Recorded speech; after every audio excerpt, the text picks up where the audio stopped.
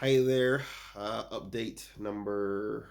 What number is this now? Four or five? It doesn't matter actually. So it's the 1st of April 2021, just past the 4 month mark. I'm doing well, I think. I'm learning quite a lot. My speech hasn't really improved much lately, but the amount of words I know has jumped a bit. My vocabulary is increasing, and I think that's most important. Everything's important, I find. Speaking, writing, vocabulary, grammar, name it. It's all important when it comes to language study. But some things matter more than most. That's what I find. And I think at this point, at least at this stage I'm at, what's what's most important right now is vocabulary acquisition.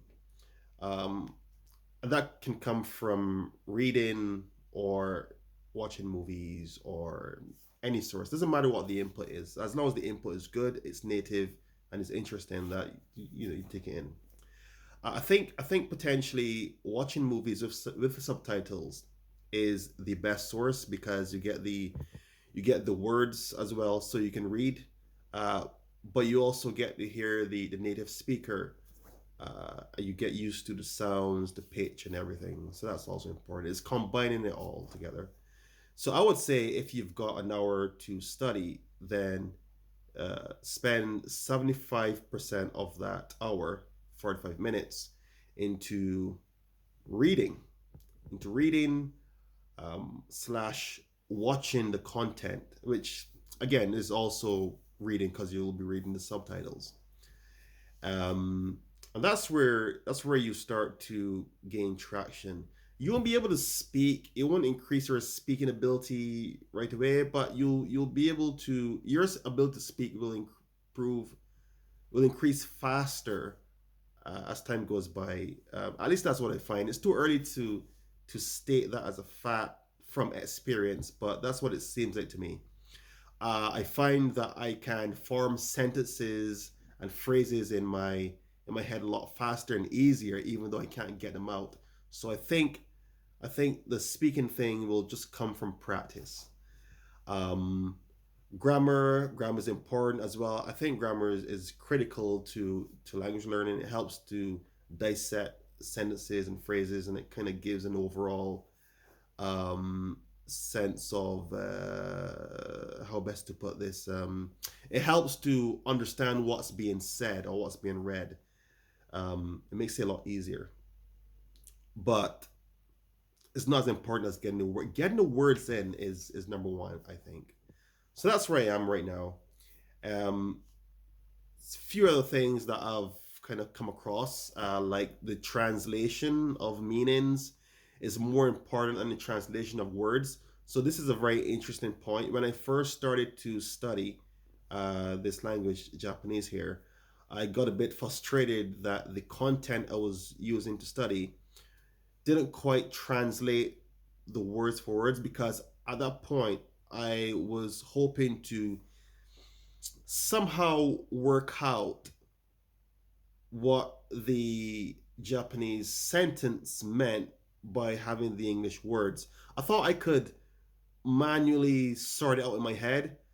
To some extent, I can, and you can do that to you can do that in some way. However, it's not the most efficient way, because what you do is that you lose you rob yourself from understanding Japanese.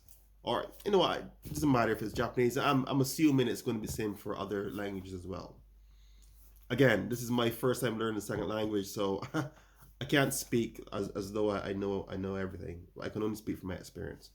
So by translating the meanings rather than the words, you kind of put yourself in. It kind of forces you to think in the second language, and and come up with what that means with those new words, uh, and it kind of bypasses your native language a little bit, and it stops you from translating in your head.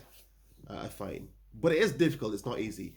Um, the next thing that I've come across here is that you need to accept ambiguity. This is very difficult for me because as an engineer, ambiguity is not. It's not.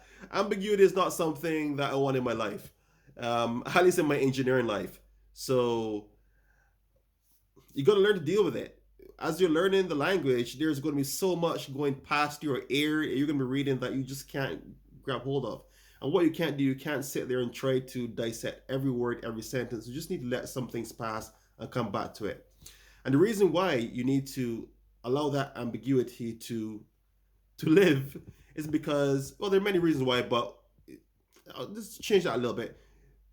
Not the reason why you need to let it live. The reason why you shouldn't worry about it too much is because those words will speak to you again. If words are important and sentences really are important and they are used quite a lot, and they will come back. Quite often, I've seen a few words and I've thought, I need to write that down now because I don't want to forget it. But I'll stop doing that. I've started to write the words down that I think are important or that are interesting or that I think I will use. The other is kind of leave them, let them go. But I find that they come back to me when I read some new material. There's that word again. If I see it two or three times, then I know it's important. Then I write it down.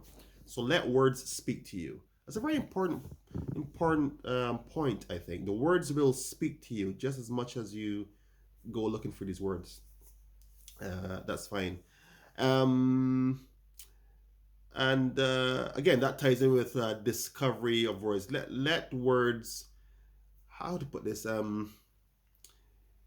Leave discovery words to be discovered. That's a very.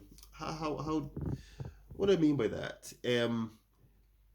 Don't go searching for words. So what I used to do when I first started was because I was translating in my head again, and this goes back to why you shouldn't really try. You should try to avoid translating as much as you can, uh, because it causes you to go search your dictionary for words. So you're trying to discover words manually.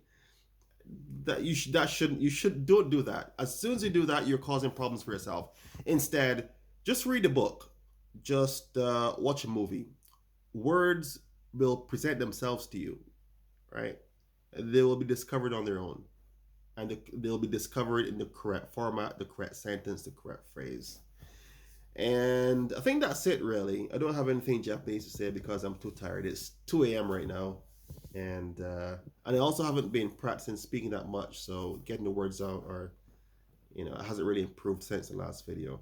But that's where I am right now. I'm still using Japanese Spot 101. I'm using various sources. I'm now watching movies on Netflix with subtitles on. That's been pretty interesting. I tried that last night, and bit by bit, I'm getting there. So yeah. Anyways, that's it. Until the next update.